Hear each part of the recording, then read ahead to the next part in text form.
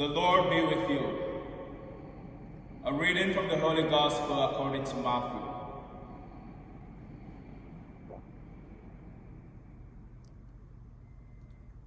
Jacob was the father of Joseph, the husband of Mary.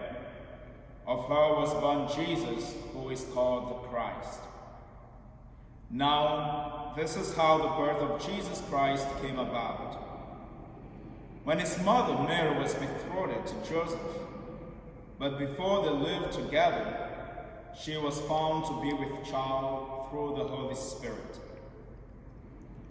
Joseph, her husband, since he was a righteous man, yet unwilling to expose her to shame, decided to divorce her quietly. Such was his intention when, behold, the angel of the Lord appeared to him in a dream and said, "Joseph, son of David, do not be afraid to take Mary your wife into your home, for it is through the Holy Spirit that this child has been conceived in her. So she will bear a son, and you are to name him Jesus, because he will save his people from their sins." When Joseph awoke, he did as the angel of the Lord had commanded him, and took his wife into his home. The Gospel of the Lord.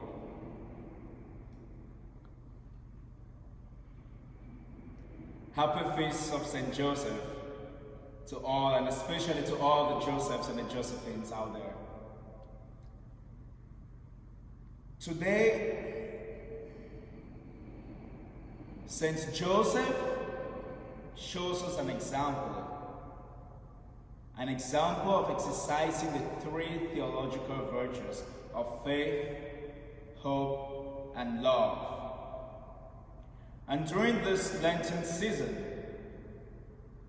as we continue to pray, fast, and give alms, we are always, and I repeat, always invited to live out these theological virtues of faith, hope, and love. Now, how exactly do these virtues play out in Joseph's life? See, here is Joseph, who is getting ready to be married to his wife Mary, and out of the blue, she's found with child. I mean, in today's society, if you imagine you are a young man getting ready to marry your wife, and maybe like a month before the wedding day, you find out that she's pregnant, and you know as a matter of fact that child is not yours. I mean, what will you do? This is the kind of situation in which Joseph was in first century Jerusalem. But because he was a good man, he did not want to shame Mary. And obviously the consequences of a woman getting pregnant before getting married in first century Jerusalem were catastrophic. I mean, she probably was going to be stoned to death. And it's sad that nothing would have been done to maybe the man who was responsible. This goes on to also show how women would have been treated with some injustice in this society. But Joseph did not want to shame Mary. And this is how he expressed the virtue of love. Out of his love for Mary and not wanting to shame her, he was planning to divorce her quietly.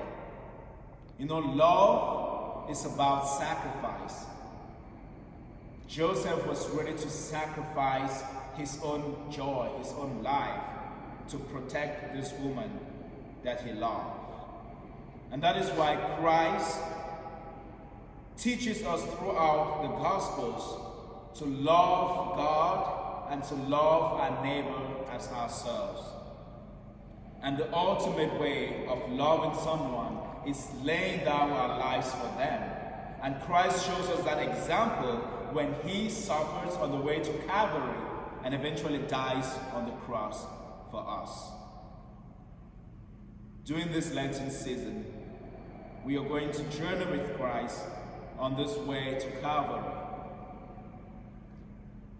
And we hope that at the end of this journey, we, like Christ, might be able to lay down our lives for others.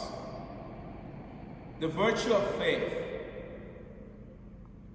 Now, Joseph goes to sleep and gets this dream in which an angel tells him that his wife Mary is pregnant through the power of the Holy Spirit. I mean, if I woke up from a dream this morning and it was telling me to do something a little out of the ordinary, I don't know if I would do it. I don't even know if I would trust my dream enough. But Joseph trusted the message he got from this dream. And his faith went alongside with his hope. And in the letter to the Hebrews, chapter 11, we read that faith is believing in the things we don't see and being certain of what we hope for. Joseph hoped that the message he got from the angel in that dream was accurate and was true.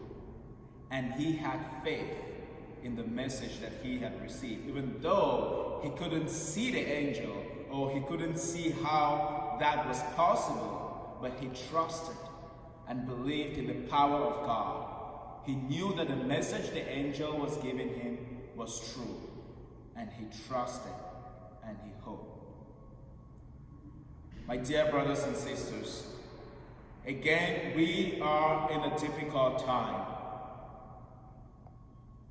The coronavirus comes at a time when we are supposed to pray and do penance for our own sins.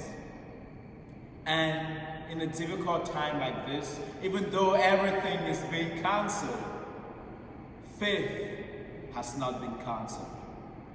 Hope has not been cancelled. And of course, love has not been cancelled. So as we continue to struggle during these days, let us remember that we are called upon to love one another and to have faith and hope in the mercy and love of God.